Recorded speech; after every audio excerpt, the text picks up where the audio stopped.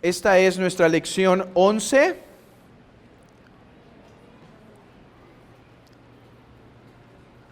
Si no me equivoco,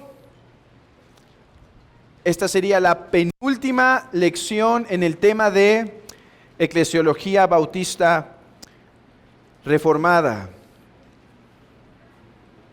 Recuerden que nuestro curso de eclesiología bautista reformada estuvo dividido en dos aspectos.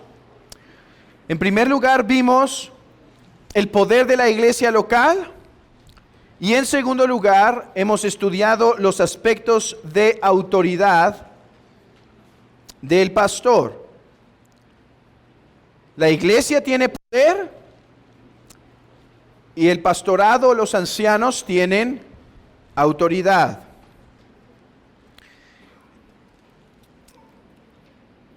Después de esto, si no me equivoco, nos falta una lección más y habremos terminado este curso.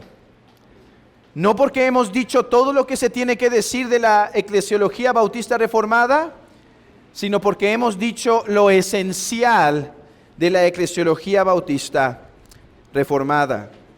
Hermanos, hoy quiero que veamos los últimos 4 puntos de la autoridad pastoral que constan de bendecir, participar en sínodos, reprender a un hermano y reprender a la iglesia. Estos son los 4 elementos que vamos a ver y al final me gustaría contestar una posible objeción. Después de ver los 11 aspectos de autoridad del pastor, responderemos a una objeción. ¿Cómo es posible que el pastor se le diga que es siervo cuando tiene tanta autoridad? Bueno, responderemos a esto, pero comencemos por ver los aspectos, los últimos aspectos de autoridad. ¿Sobró alguna hoja de estudio o no? Ok. Solo para saber. ¿Sí? Ok. Gracias. Comencemos con la autoridad del pastor para bendecir a la iglesia. Dice John Cotton, y esto está en sus notas, dice lo siguiente: los ancianos tienen el poder de despedir a la iglesia con una bendición en el nombre del Señor.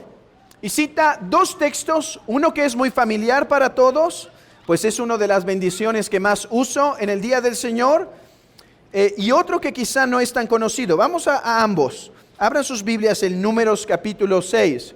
Números capítulo 6.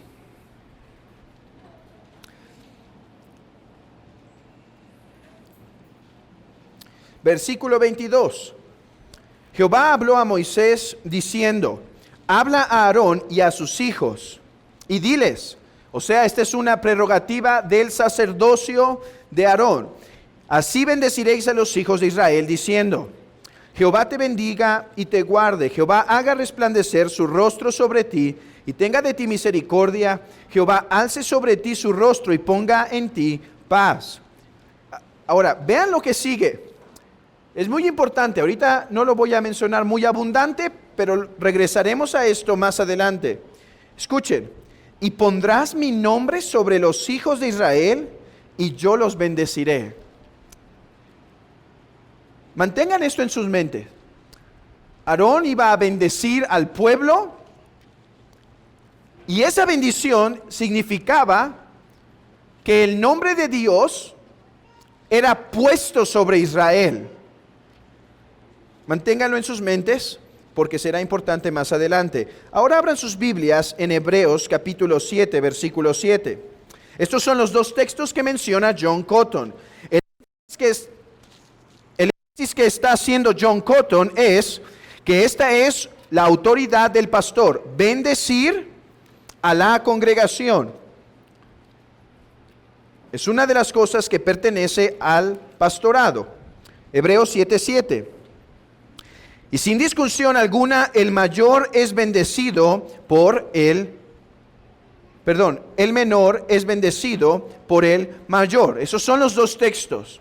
El contexto aquí es que Melquisedec bendijo a Abraham, porque Melquisedec era mayor que Abraham, mayor en cuanto a que tenía una posición de más autoridad, porque él era sacerdote de Salem.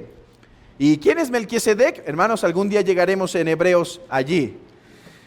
Hoy, lo único que nos compete es confirmar que los textos que cita John Cotton enfatizan que el aspecto de bendecir a la iglesia pertenece al pastorado. En primer lugar, son los hijos de Aarón quien bendice al pueblo. En segundo lugar, es Melquisedec que bendice a Abraham. Y es que, hermanos, aunque reconocemos que la iglesia tiene poder, no olvidamos que el pastorado tiene autoridad sobre la iglesia y por eso bendice, en un sentido, bendiciendo el mayor al menor. Bueno, aquí podríamos acabar, porque es todo lo que dice John Cotton, ¿sabían? Es lo único que dice sobre este aspecto de la bendición. Pero, en vez de acabar aquí, me gustaría profundizar en esto de la bendición pastoral. Porque creo que nos aprovechará entender mejor qué es este aspecto. Y hermanos, cuando veamos con más profundidad qué es la bendición pastoral, nos será más natural decir, ahora entiendo por qué pertenece al oficio pastoral el dar la bendición. Nosotros practicamos la bendición pastoral en esta iglesia, pero no sé cuántos estamos apercibidos de su significado y de su bendición, de lo precioso que es. No es solo como una despedida con versículos bíblicos, hermanos. Es parte de la adoración. Así que aprovechemos este aspecto de la bendición para conocer mejor su contenido, su significado. Y primero lo haré a manera de comparación. A manera de comparación. Vamos a comparar la bendición pastoral con el llamamiento o invocación pastoral. Esta iglesia comienza sus cultos con el llamamiento del pastor a adorar a Dios. ¿Qué significa este llamamiento? Bueno,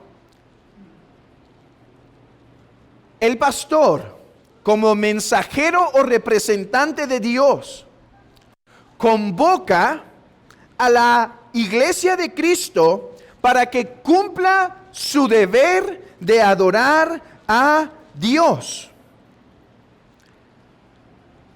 Ese es el llamamiento, lo que llamamos la convocación. El pastor llama al pueblo diciendo, hermanos, adoremos a nuestro Señor. Es tiempo. Y es por eso que inmediatamente después del llamamiento hacemos lo que se llama la invocación, que es pedir al Trino Dios que bendiga esta reunión con su presencia. Ya vimos esto, así que no tengo que abundar mucho en este aspecto, que pertenece a la autoridad de los pastores llamar a la iglesia a adorar. Ese punto ya lo vimos, ya vimos los versículos bíblicos y demás. Bueno, el llamamiento o la convocación es un aspecto de eso. ¿Qué es entonces la bendición pastoral? Bueno, si la convocación es la apertura para la adoración, la bendición es el cierre. Es el cierre de esa adoración, donde formalmente terminamos ese tiempo, pero hermanos, lo terminamos con la bendición de Dios sobre nosotros. Y aquí déjenme ir a algunos textos para poder transmitirlo mejor. Abran sus Biblias en Génesis 14. Y aquí tengo que ser muy breve porque esto es abundante en el Antiguo Testamento y en el Nuevo Testamento, pero solo quiero citar 2 o 3 textos que nos sirvan como guía del significado de la adoración, de la bendición pastoral. Dice en el versículo 18: Entonces, Melquisedec, rey de Salem y sacerdote del Dios Altísimo, sacó pan y vino y le bendijo, diciendo: bendito sea Abraham del Dios Altísimo, creador de los cielos y de la tierra. Y bendito sea el Dios Altísimo que entregó tus enemigos en tu mano. Y le dio a Abraham los diezmos de todo.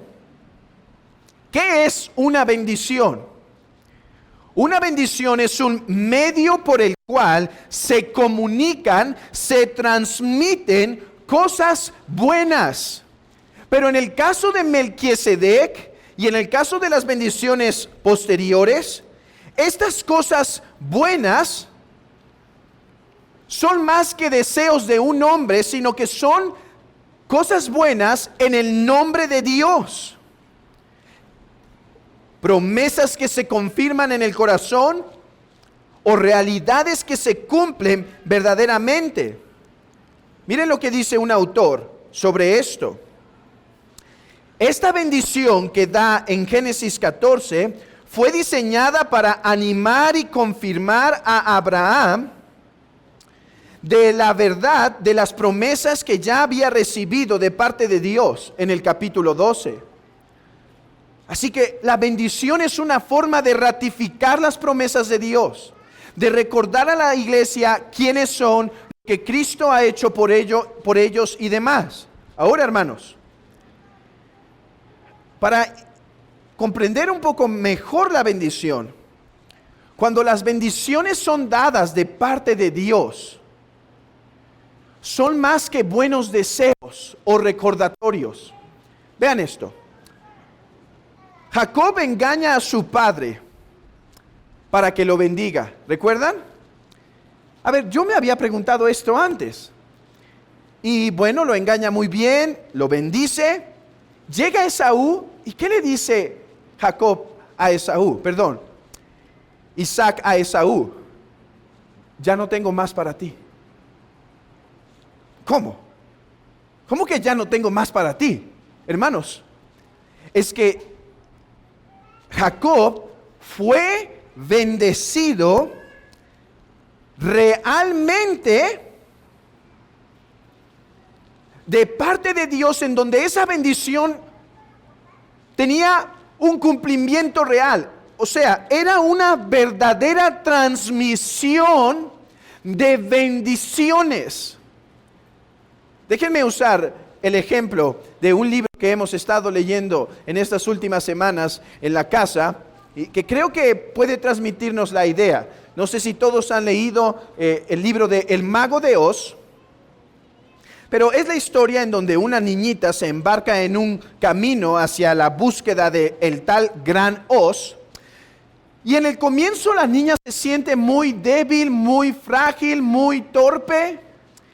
Y ella dice: ¿cómo es que yo podré llegar hasta el gran lugar del Mago de Oz si soy tan frágil y demás?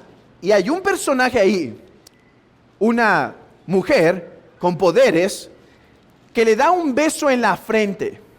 Y dice: este beso te protegerá en todo tu camino. Ahora, el beso no se vuelve a recordar ni una vez más hasta un punto en donde llegan realmente con el Mago de Oz.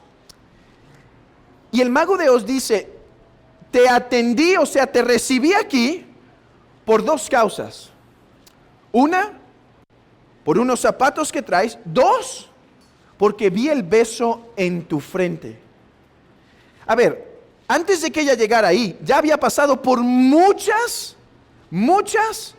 circunstancias difíciles.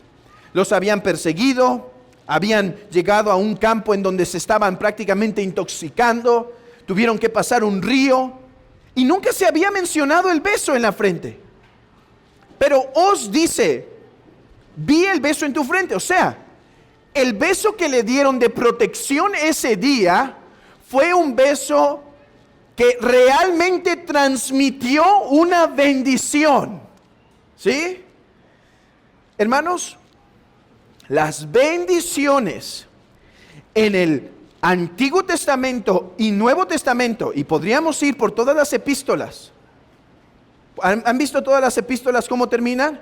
Jehová les bendiga, Jehová les guarde, el Dios de paz ponga paz en sus corazones, etcétera.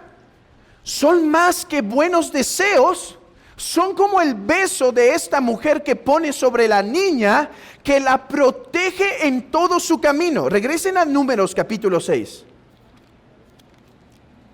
Y vean el versículo 27, al cual les dije que prestaran mucha atención. A ver, Aarón hace la bendición y se alzan las manos en la bendición, porque esto es un símbolo de imposición de manos.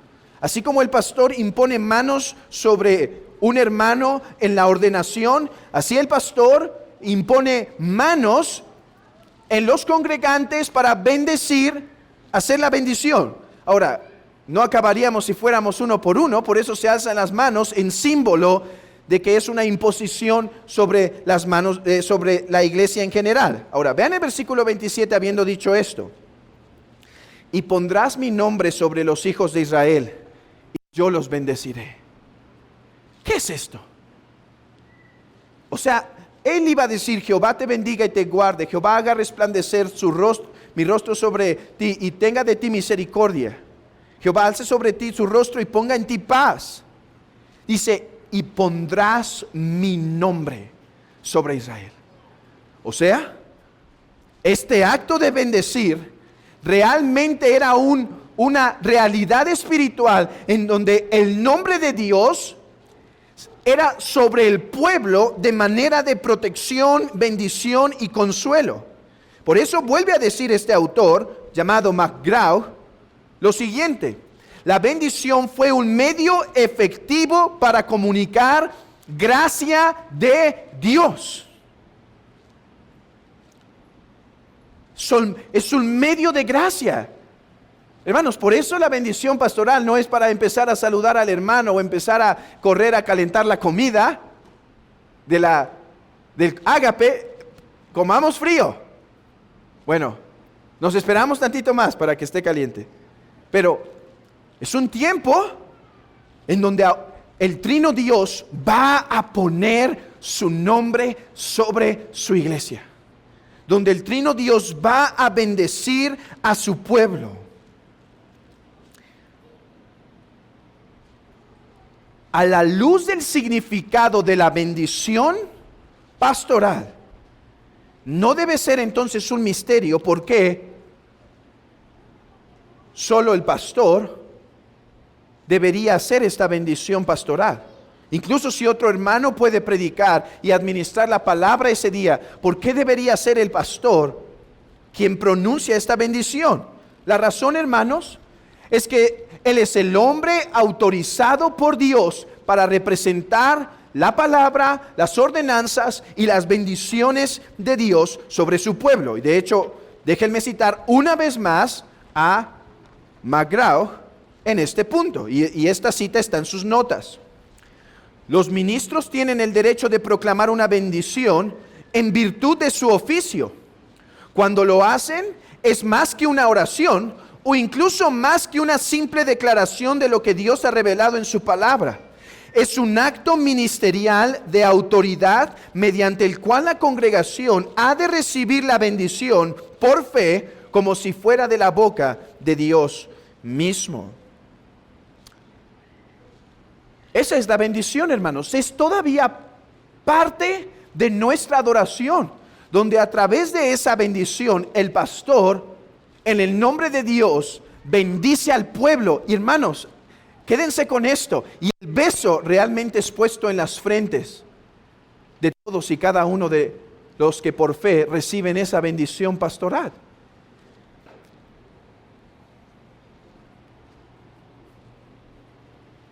¿Qué diríamos de cuál es el límite? Porque en cada aspecto de autoridad hemos visto un límite, ¿verdad?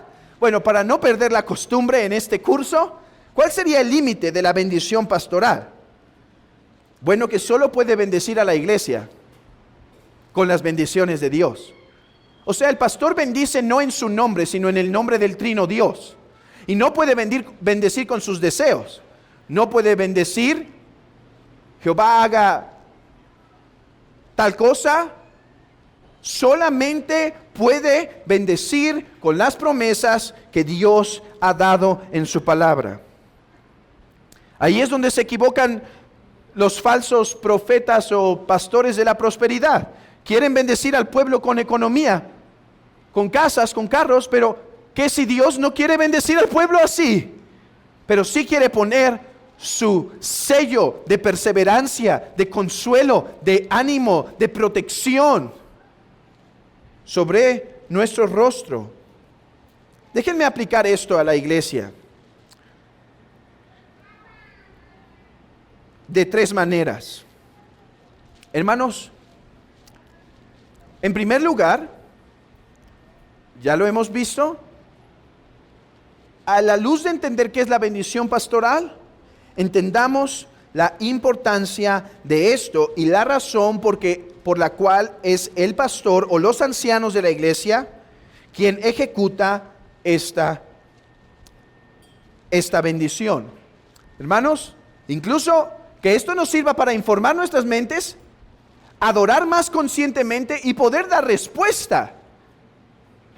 Por ejemplo, alguien puede preguntar, un visitante, ¿y por qué solo el pastor? ¿Por qué si predicó el hermano tal, no administró la cena? ¿Cuál es la razón? Bueno, hemos visto que los ancianos de la iglesia es quienes recibieron esa autoridad. ¿Por qué eres el que bendice y no el hermano que predicó? Bueno, porque a la luz de lo que hemos visto, es aquellos que han recibido la autoridad para guiar a la iglesia quienes dan esa bendición. 2, tomemos con más reverencia la bendición pastoral. No es una parte sin importancia. A veces es el tiempo en donde decimos, déjame apuro para ganar primero el baño. Y aprovechamos para formarnos.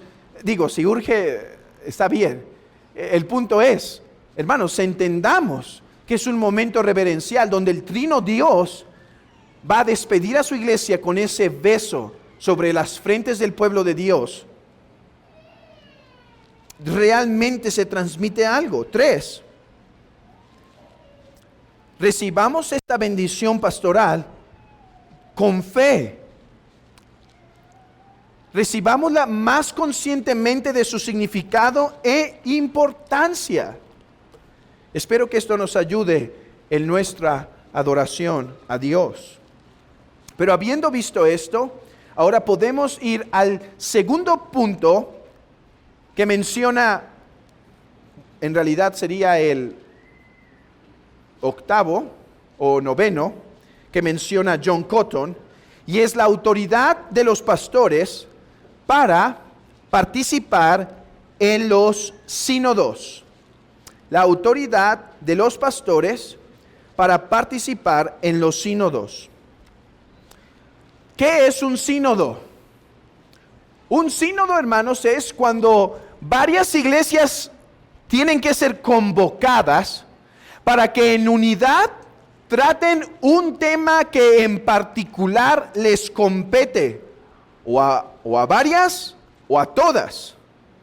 Por ejemplo, dice John Cotton lo siguiente, que es necesario hacer un sínodo cuando una iglesia quiere luz o paz en su hogar, o sea, en su propia congregación, y desea consejo y ayuda de otras iglesias. A lo mejor tienen un problema, a lo mejor están pasando por una circunstancia difícil y piden entonces que varias iglesias ayuden a resolver esta situación que está pasando. Y esto fueron en los casos, por ejemplo, cuando vimos qué pasa cuando un pastor tiene que ser excomulgado y solo hay un pastor en la iglesia. Bueno, un sínodo, un grupo de hermanos podría ser llamado para eso y demás. En segundo lugar, se habla a un sínodo cuando alguna iglesia se encuentra en un escándalo, ya sea por corrupción en doctrina y práctica, y no se va a remediar mediante reprensión más privada de unos pocos miembros de ministros hermanos cercanos. O sea, la iglesia se está apartando de la fe y entonces no ha sido suficiente que algún miembro ha exhortado o el pastor ha exhortado y se pide que un grupo de hermanos atienda esta situación en la iglesia que se está corrompiendo. Y en tercer lugar, esto ya es más una paráfrasis, no es la cita directa de Cotton, pero Cotton dice que se necesita cuando se busca consejo y sabiduría. Por ejemplo, yo escuchaba al doctor James Renihan en un audio que tiene en el internet, traducido al español, donde dice que ellos llegaron en un momento a atender una cuestión en un sínodo, si los pastores tenían que supervisar si los hermanos en la iglesia estaban ofrendando o no ofrendando. Hasta qué punto los pastores tenían autoridad para meterse en esos asuntos. Bueno, creo que era porque había algunas iglesias que estaban tomando excesos en esas cuestiones, y este sínodo sirvió para ayudar a todas las iglesias en general a resolver cuáles son los límites del pastor en eso. No se preocupen, hermanos, la resolución fue que el pastor no tiene que exceder sus límites para ver si los hermanos están ofrendando, pero es el tipo de cosas que se discuten. O algunas de doctrina. Por ejemplo, hubo una recientemente sobre la impasibilidad de Dios, si Dios es impasible, y se discutió también en un sínodo, un conjunto de iglesias hermanas. Ahora, Cotton dice, cuando hay un sínodo, la iglesia debe mandar a sus representantes para que deliberen, escuchen y demás. Uno de esos siempre debería ser el pastor o los pastores de la iglesia, porque se supone que ellos deberían deliberar en cuestiones teológicas. Así que es de su autoridad que el pastor delibere en cuestiones sinodales cuando lleguen a ocurrir. La iglesia puede mandar a otro hermano, también un buen miembro de la iglesia, preparado teológicamente, pero el pastor debería ir de facto. Bueno, eso es más sencillo. Pasemos a otro aspecto más complejo, que es el pastor en la iglesia tiene autoridad para reprender a un hermano. Lean conmigo, síganme con sus vistas, el punto 3.1, cuando dice: los ancianos han recibido el poder para acusar a cualquiera de las personas en privado, con el propósito de que ninguno de ellos viva desordenadamente, sin una vocación, ni ociosamente en su vocación, ni escandalosamente en ninguna forma.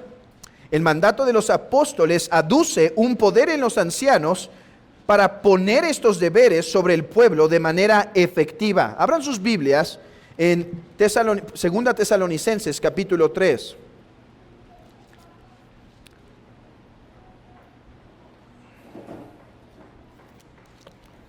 Versículo 6.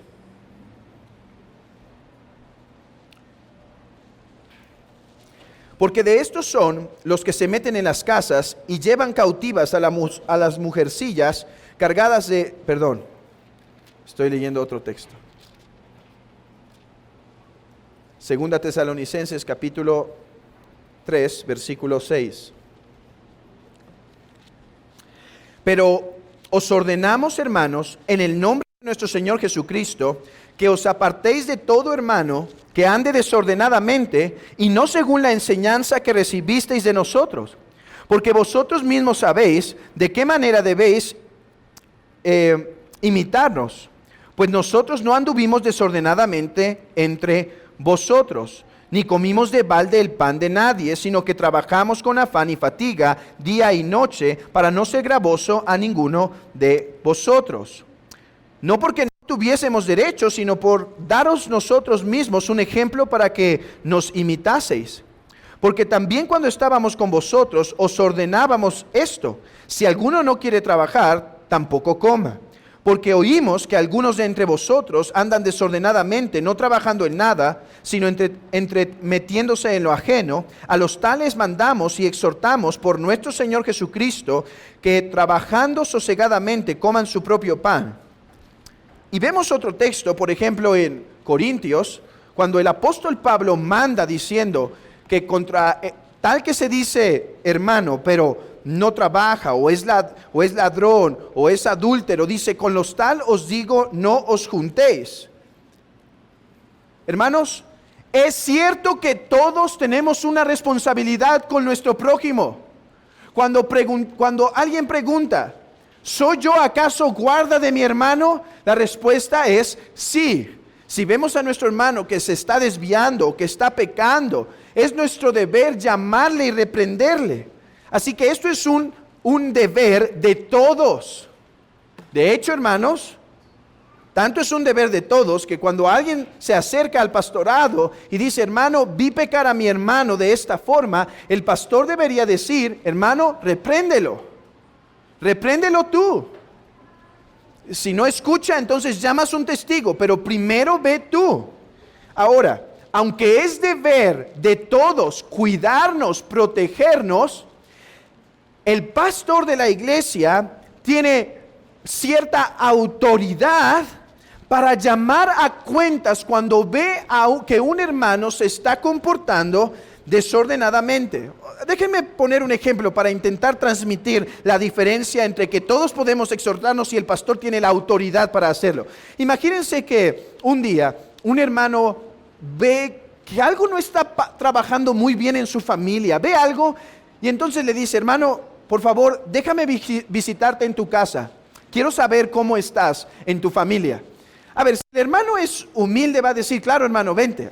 Ahora, pero podría ser que el hermano diga, hermano, con todo respeto, dime qué viste. No, es que solo tengo como una sospecha, pero quisiera investigar. Hermano, gracias, pero me gustaría saber si viste algo. Si no, ¿por qué deberías venir tú a investigar? Bueno, hasta cierto punto esa respuesta podría ser válida. Pero ¿qué si el que habla es el pastor porque está viendo algo de desorden en algunos elementos sobre la vida de cierta persona? Hermanos, a la luz de esto, el pastorado debería llamar a esa persona y decir, hermano, necesitamos hablar. ¿Cuándo puedes reunirte? No, hermano, no te puedo atender de aquí a 6 meses. Hermano, dime a qué hora llego a tu casa la próxima semana. Quiero platicar contigo. El texto se refiere particularmente a aquellos que están ociosos, que están desordenadamente, pero el texto implica, hermanos, cuando hay pecado o desorden en cualquier área. ¿Qué debería hacer un pastor si ve un matrimonio en la iglesia caminando desordenadamente o algunos destellos que da? Debería, hermanos, ir a investigar. Ahora, yo sé que esto va en contra de nuestro sentir, porque hay hermanos que se empiezan a apartar de la iglesia y el pastor quiere saber, hermanos, ¿qué pasa? Y los hermanos sienten como si estuvieran rompiendo su privacidad. Pero es de la autoridad del pastor poder indagar si todo está bien espiritualmente. Reprender a los que andan desordenadamente.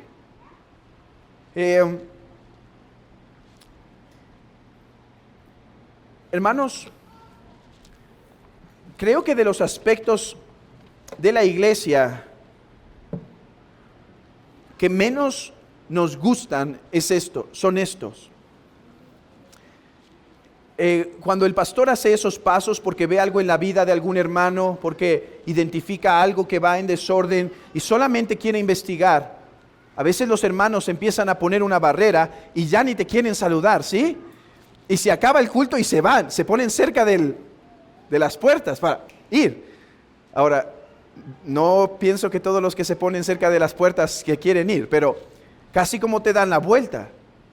Y les quieres indagar, hermano, ¿y cómo estás espiritualmente? Y, no, hermano, bien. No, hermano, ¿cómo estás en tu vida? ¿Estás caminando bien? Te veo lejos, te veo, ¿qué pasa? Quiero saber.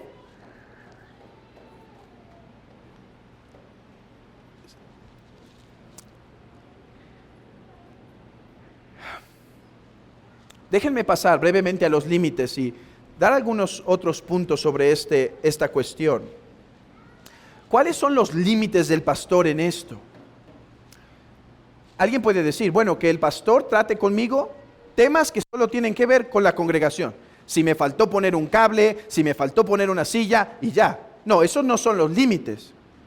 ¿Qué pasa si el hermano está viviendo desordenadamente en su matrimonio? ¿Debería el pastor llamarlo a cuentas? Debería. ¿O qué pasa si se entera que está viviendo desordenadamente en su trabajo? ¿Debería llamarlo a cuentas? Debería. Los límites no son, hermano, métase cuando entro aquí a la iglesia, dígame de cualquier cosa. De allá afuera, por favor, no se meta ni tantito. No, los límites no son esto. El límite es la palabra de Dios. El pastor no puede acusar a un hermano de cosas que no son pecado. Ya lo habíamos visto esto antes. Si el hermano está cometiendo un pecado en el matrimonio, en el trabajo, en su recreación, en su tiempo libre, debería ser llamado a cuentas. Pero tiene que ser un pecado. No pueden ser las preferencias de los pastores. En segundo lugar, otro límite es que el pastor no debería poner cargo sobre ningún hermano simplemente por murmuraciones ni sospechas, sin haber hecho antes una correcta investigación de las sospechas. Y hermanos, es aquí en donde creo que hemos cometido errores en el pasado, he cometido errores en el pasado, y como iglesia tenemos que ir creciendo en una cultura de exhortación. Porque es común que cuando un hermano ve a otro que peca o escuchó, vienen y dicen, hermano, ¿qué crees? Este hermano dijo esto y esto de ti. A ver, a la luz de esto, ¿podría el pastor decir, a ver, hermano, ven, rinde cuentas de estas palabras? No, ese sería un desorden. El pastor debería decir, hermano, ve y repréndelo. Ahora, yo voy a venir contigo la próxima vez y te voy a preguntar si lo hiciste. Porque si no lo hiciste, entonces yo te voy a reprender. Pero ve y repréndelo. No debería ser aquel hombre llamado y puesto en juicio por algo que no se ha comprobado que es verdad. Hermanos, crezcamos en esto como iglesia todos. Hermana, ¿ves pecar a tu esposo? Exhórtalo antes de decírselo a tu amiga. Hermano, ¿ves pecar a tu esposa? Exhórtala antes de decirlo a tus amigos. Hermano, ¿escuchaste una murmuración en contra del pastor o algún líder o cualquier otro hermano? Exhórtalo allí. ¿Viste pecar a tu hermano? ¿Por qué salió este hermano de este lugar a esta hora? Antes de decírselo a otro, ve e investiga. De hecho, esa debería ser, hermanos, nuestra actitud natural. Y si ya leyeron el libro de La gloria de una verdadera iglesia de Benjamin Kitch, ya se habrán dado cuenta que hay un apartado en donde dice, ¿qué hacer cuando mi hermano peca? Ve y repréndele. Si se arrepiente, nunca más te acuerdes de eso, ni lo menciones a otro. Es necesario que el pastorado crezca en esto, porque estos son errores, hermanos, que pueden traer que un caso se convierta en dinamita cuando no tenía que ser así. Que un caso que era solucionable ya no pueda tener solución. A la luz de esto, déjenme aplicar algunas cosas para la iglesia. Hermanos, estemos dispuestos a atender el llamado pastoral y la exhortación. El pastor de la iglesia no es tu enemigo.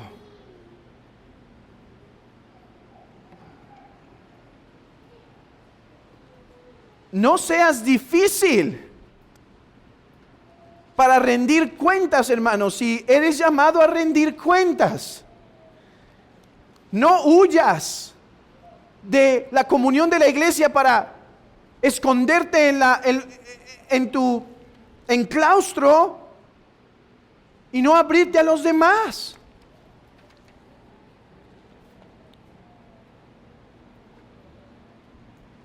Y esto no solo porque es parte de la autoridad pastoral, esto, hermano, porque no te conviene vivir así la vida cristiana, cerrado. ¿Por qué me preguntas esto de mi vida? Alejado.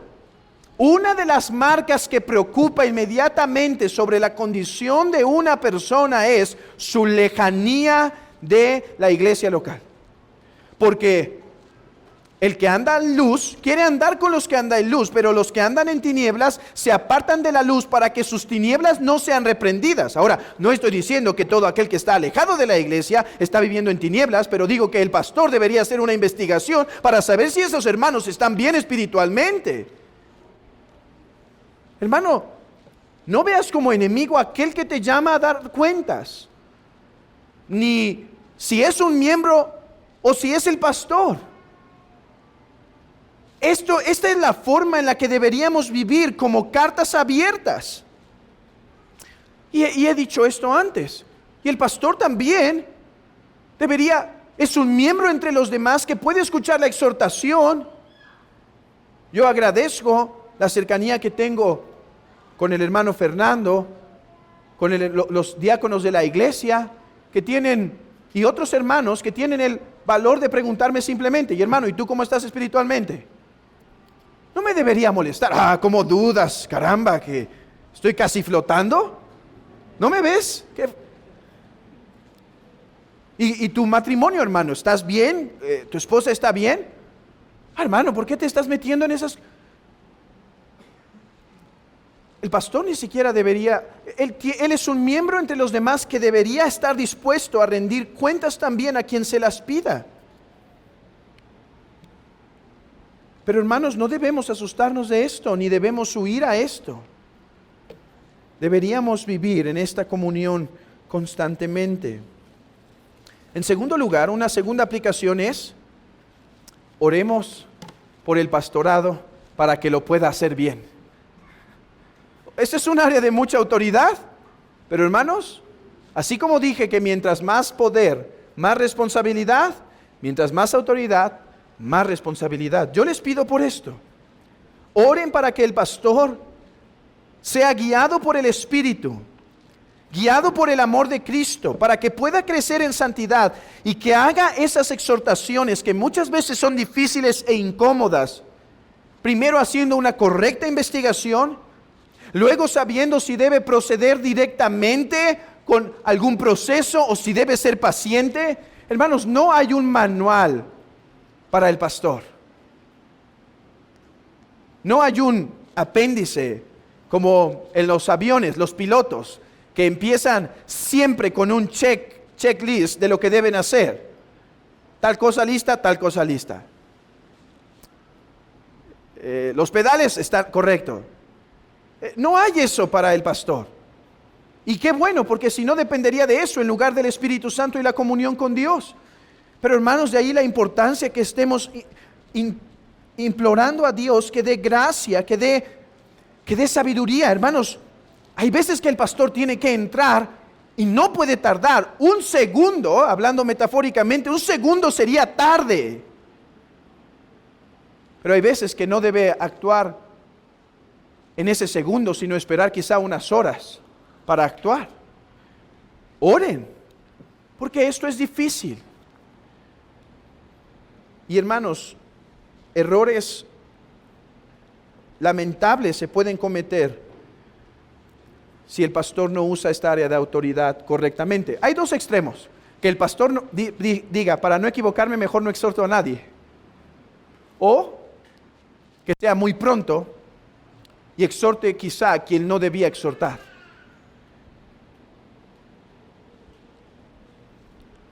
Así que oremos por esto. Y en tercer lugar, la aplicación que ya he dado: aprendamos nosotros a exhortarnos unos a otros y a ser abiertos en ello. En cuarto lugar y último, ya vimos los 11 aspectos de autoridad, ya no veremos más. Es que el pastor, ahora recuerden que estos 11 no son exhaustivos, ¿sí? Sino es lo principal que debe estar en la autoridad pastoral. Y es la reprensión a la iglesia. Lo primero fue la reprensión a un hermano y lo segundo es la reprensión a la iglesia. Este es un caso extremo, pero ¿para qué nos sirven casos extremos? Para ver los principios. Por ejemplo, vimos un caso hipotético en donde los 5 ancianos que están gobernando la iglesia se corrompen atrozmente, y entonces la iglesia tiene que tomar la decisión de ya no reconocerlos como sus pastores. Dijimos que oficialmente no los podría disciplinar, porque para eso se necesita la autoridad de los ancianos, pero sí los puede, digamos, correr, dejar de reconocerlos.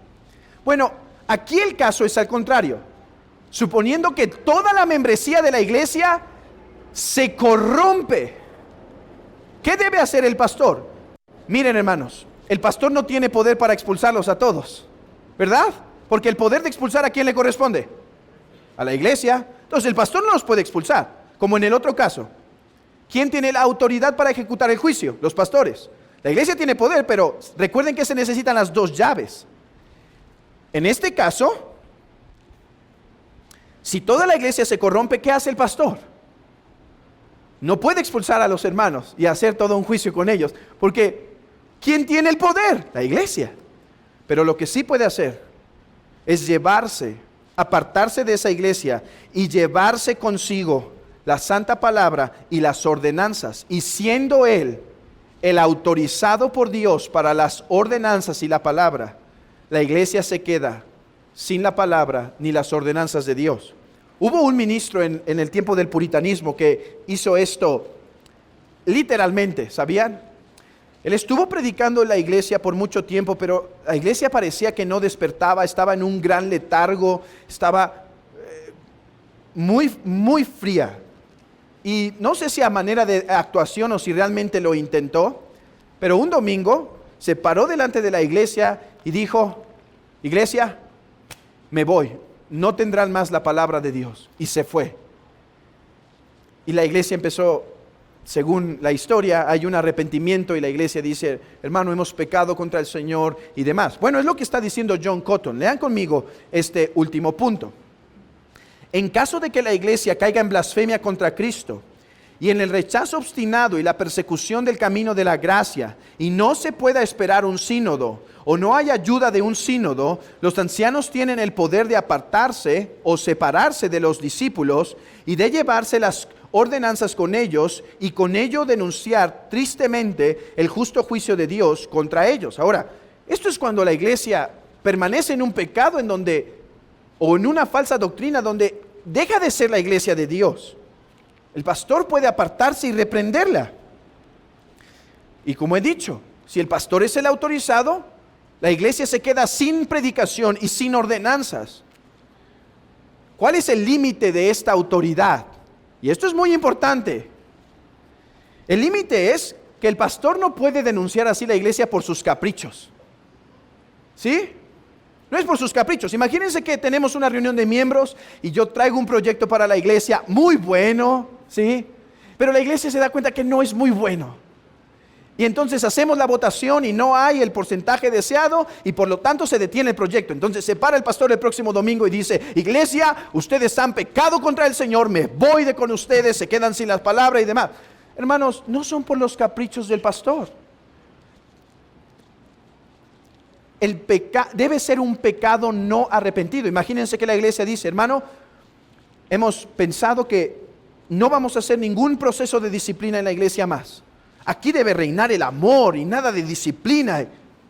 El pastor debe reprender, debe enseñar, debe corregir. Si no hay arrepentimiento, el pastor debe decir: esta iglesia se va a corromper, se va a contaminar. Me voy y me llevo la palabra y las ordenanzas. O imagínense que la iglesia empieza a creer el falso evangelio. Todos son confundidos por un tal N.T. Wright. Y todos creen que entonces las obras son necesarias para la salvación. El pastor tiene la autoridad de reprender la iglesia, de llamar a la iglesia, de orar y clamar que la iglesia se arrepienta. Pero si no lo hace, el pastor se debe ir y debe llevarse la palabra y las ordenanzas con él. Ahora, no debe ser el juicio de el pastor sin la ayuda de al menos otros pastores o un sínodo. Hermanos, cuando el pastor denuncia una iglesia y dice, esa es una falsa iglesia, no tiene el Espíritu Santo, se han apartado de la verdad, es algo tan delicado que le debe temblar la boca para hacerlo. De manera que si lo va a hacer, no debería hacer antes sin escuchar qué dicen otros hermanos. Hermanos, yo pienso que la iglesia en esto está endurecida. ¿Por qué no vienen? E investigan y predican al respecto y nos ayudan a deliberar.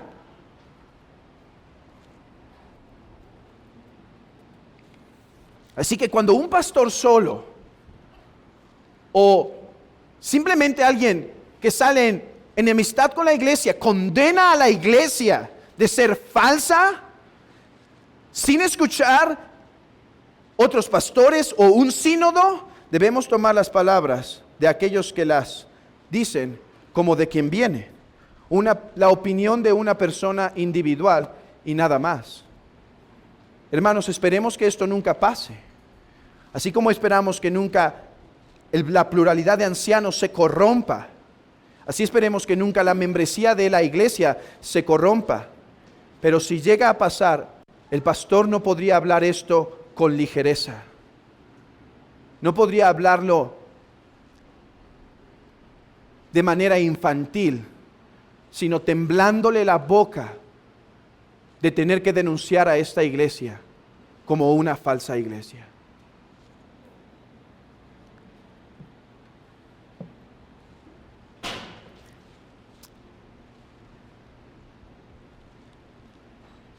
Si el pastor lo hace, y lo hace en el orden correcto, no en el internet, pero en el orden correcto, llamando a la iglesia, exhortándola en privado, en reuniones de miembros, con mucha enseñanza, con mucha exhortación, y después de eso no hay arrepentimiento, el pastor con santa tristeza y santo temor tendría la autoridad para denunciar a la iglesia y decir, iglesia, te estás corrompiendo y me voy. No puede expulsar a la membresía, pero esto puede ser un acto donde la iglesia despierta. Pero hermanos,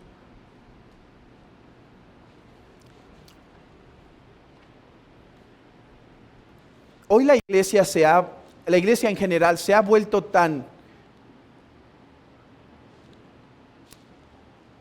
online que en ocasiones ha perdido su carácter congregacional. Todo esto es algo que el pastor hace en la intimidad de su iglesia, no sin lágrimas, no sin otros hermanos que los llama, que los congrega para decir, hermanos, hablen a esta iglesia que se está apartando. Y por clara manifestación de pecado, no porque no hicieron lo que yo quería que hicieran, no porque no cumplieron mis caprichos. Debería ser la santa palabra de Dios. Porque llamar a la iglesia de Cristo una falsa iglesia o una iglesia que no tiene el Espíritu incorrectamente es atentar contra la novia de Cristo, y ay de aquel que escupe a la iglesia de Jesucristo.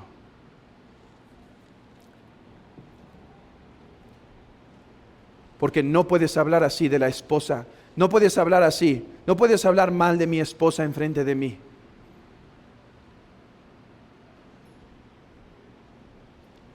No te voy a pegar, solo me voy a ir. No puedes hablar mal de la esposa de Cristo a la ligera. Esto es una cosa seria, es la novia de Cristo. Y si le escupes en la cara, ella no se va a defender. La defenderá el Cristo vivo. Terminemos esta revisión de la autoridad pastoral preguntando, pero hermanos, si tanta autoridad tiene el pastor, ¿cómo es que se les llama siervos? Esto es lo que dice Cotton, y no voy a abundar más en el tema porque di una lección completa de la base bíblica de la autoridad pastoral, así que no es necesario, así que podemos terminar hoy leyendo esto. Dice, pero si los ancianos, creo que está en sus notas, objeción, Pero si los ancianos tienen todo este poder para ejercer todos estos actos de gobierno, en parte sobre los miembros particulares y en parte sobre toda la iglesia, ¿cómo se les llama entonces siervos de la iglesia? Respuesta: aunque los ancianos son a la vez siervos y gobernantes de la iglesia, las dos cosas pueden sostenerse juntas, porque su gobierno no es de señorío, como si gobernaran para sí mismos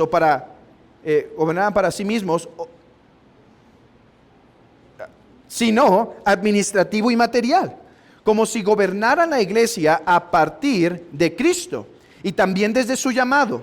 Y con todo, aún gobernando la iglesia para Cristo y para la iglesia, incluso para su bien eterno espiritual. Me encanta este ejemplo, ya se los había dado. Dice, es como la reina